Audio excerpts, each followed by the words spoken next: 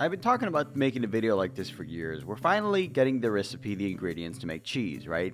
Here's my old cheese press. This was at my parents' house, and it's a cheese press that I bought online years ago, and I cannot find it ever since. It's not on Amazon. We're gonna get just some regular whole milk, some animal rennet, and we got the cheese press, right? It's already a little room temp because I left it out here, but we still gotta heat it up just a little bit more. Now, the recipe that I know, you have to get the milk to 98 degrees, and as you can see here, I heated it up just a little too high. Thankfully, I had an ace in the hole, because last time I learned that you can add some heavy cream to the mix, and it will actually help greatly in the end product by giving you a higher yield of cheese curd. Thankfully, I didn't take it out of the fridge, so it was nice and cold, and it brought back down the temperature to exactly where we need it to be. It was actually just a little colder, but it's fine. Now, at this point, you're going to want to add your animal rennet. This is where I messed up severely. I forgot a step. You're supposed to add the culture first, which I forgot to buy. You'll see later. And it's a 1/4 teaspoon for the entire gallon, which is good. That's all we need. You need the smallest amount after you brought it up to room temperature, or rather, slightly warm temperature, which is, it's easy, really. It's easy. All you do is get regular milk, bring it up to temperature. You do this, a little bit of that, right? Just that's all you need, right? It's a small amount. And you stir it around for about a minute.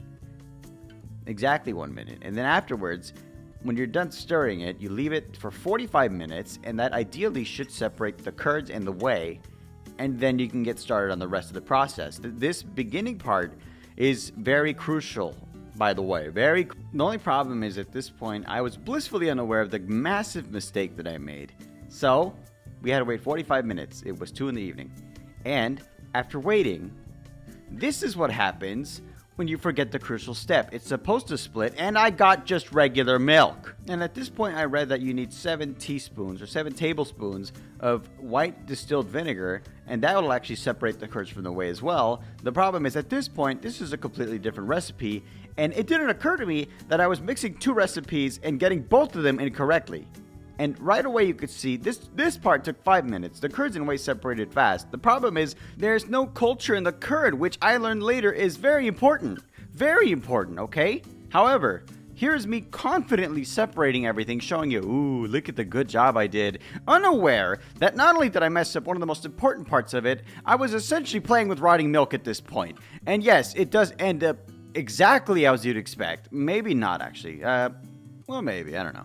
If my tone has shifted dramatically, because I love making cheese, right? I'm shifting dramatically because how could I make such a beginner mistake? What I'm doing at this point is actually separating the curds from the whey, and as you can see there, it's dripping significantly. This is actually a good thing. What I'm doing in this clip is good. You actually want to do that.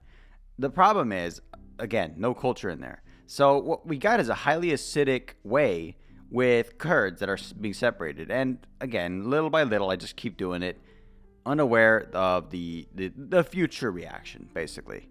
Regardless of that, what I'm doing in this clip is actually getting hot water and mixing it in with the whey and the cheese that's already separated right there. See, as you can see, it's bundling up.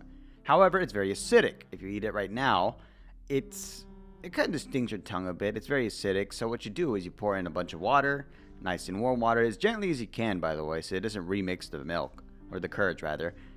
And little by little, at this point, again, as you can see, very slowly. I'm doing a little too fast here, so some of it's separating. And, you know, do as I say, not as I do. Actually, don't do anything in this video, please. And we slowly discard the whey directly into the sink. I'm pretty sure that's not going to be any problems later in the future. I'm going to skip forward a bit because it's a lot of it. But you just do it slowly. And I'm keeping the colander there. Colander, whatever that spoon thing is with the holes. The spoon hole. The whole spoon. It's a slotted spoon. At this point, I'm just adding and removing more of the whey, little by little. It actually is taking shape at this point, okay? Keep in mind, this is a ball of, like, warm, melty fat, basically. The problem is right here. You see this? It's supposed to hold its shape a lot better than that. The problem is, at this point, this is another mistake I made. It's too acidic to form. And also, you're supposed to let it drain a bit. The problem is, I was impatient, so I thought I'm going to do it right now. It's going to be delicious. Oh my god, I'm so smart. I know what I'm doing. Just because I made a successful cheese a few times in the past doesn't mean I won't make mistakes as well. I made a lot of mistakes in the past.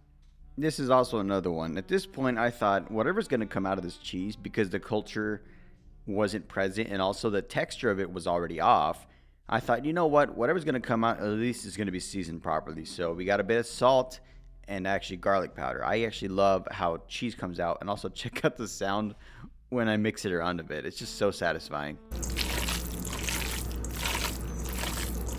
I lied. That was horrible. That was absolutely awful to hear. If you're just listening to the YouTube video, that probably terrified you. Any experienced cheesemaker knows what I'm doing, and they also know that I'm doing it incorrectly and also just wrong. In every single way, I'm doing this wrong. I'm pressing the cheese, but at this point, it's just going to be, well, it's a fruitless effort. I'm going to be honest. Nevertheless, we persisted. Why? Because I am stubborn and just didn't realize how many mistakes I had made at this point. Keep in mind, at this point, I had an idea that it wasn't going to come out the way that I wanted it to, but I was already this far along, and you don't understand, at this point, it was about an hour in, and that's a lot of time to dedicate. And on top of that, the press had to be on for 6 hours. In my head, this would have, fixed itself, but no, not really. Well, maybe. The thing is, immediately I could tell that it was bleeding out right away. You could see all the way just bleeding out instantly before there's any pressure. And this is the pressure buildup right here. You can see every single line is a few kilograms. I think it's just 1 kilogram each. At this point it was, 5. Okay, 5 kilograms of pressure. This part here should have told me how bad I was screwed, because I had to take it off the cutting board because the whey had overwhelmingly flooded the cutting board. At this point I even took it out to see what exactly happened. It was around this point where I finally accepted that, this isn't going to come out as I intended. Mainly because whenever you take off this part of the lid, it should not be this suctioned on and this wet. Look at the top. It was so covered in whey that pretty much cemented the doom. Off camera, I actually took it out of the cheesecloth, and the moment I attempted to do that, it completely fell apart. At this point, I had it for 20 minutes under 5 kilograms of pressure, so I thought, more pressure, baby. Way more pressure is probably going to squeeze it together, right? No, I was wrong, but I didn't know that yet. What you're watching here is me make another big mistake, twisting and twisting and twisting, adding more and more kilograms of pressure, thinking somehow it was going to form into the perfect ball of cheese when everything was wrong, when the culture was missing, when it was seasoned too early. Nothing I had done was correct. I hadn't made cheese in 3 years, right? So I missed all of these steps, and I actually forgot all the way until the end. 6 hours later, we have dun dun dun dun dun. Why wouldn't you know it? Nothing happened. It did not form into cheese like I wanted it to. This was 6 hours of effort, and I got slop. I want to remind everyone watching, this is not a tutorial, because everything I did was wrong. I even put it back into the pot, and I thought maybe cooking it again. I even mixed water with it, which, funny enough, reduced the acidity, so it was a bit more palatable. But no, this part, everything I'm doing right now is DIY, I guess, because why was I doing this? At this point, look, it was boiling. What I didn't know yet, I didn't know what this was. This was material. This was curd, mistreated, and with no culture. It was steaming hot. It was genuinely super hot, because I had seen that if you heat up the cheese and begin stretching it out, you might be able to save it and make mozzarella. No, this was not mozzarella. This was not-zarella. That's what this is. This is not-zarella, because it's mozzarella attempt. What? And we are nearing the end of the video, and we don't have a successful cheese product yet. And I found online that if you heat the cheese curds and begin to stretch, you will get mozzarella. But how, pray tell, am I supposed to stretch a crumbly substance that just falls apart? Not only that, it's hot, very hot, 160 degrees internal, and here's my attempt with calloused hands to try to do something with it. I tried, don't get me wrong, and at first you could see me getting agitated because it's burning hot, and I'm still just moving it around, attempting to stretch it, and no, I don't know how I'm going to stretch this thing, but it didn't stop me from trying, right? It really didn't. And at this point, it's not clicking in my head what I just made, okay? It's not clicking that it's already done, but for some reason, I keep going. How much How long do you think it took for me to realize? Well, let me show you. I have an actual full time lapse of me just attempting to do anything with it, trying my hardest, and at the end it finally clicked how long I've been doing it, so I just stopped and I tasted. Let's give it a little try. Why not? It's been hours at this point, in 9 full hours, to make cottage cheese. It took this much milk to make this much cheese.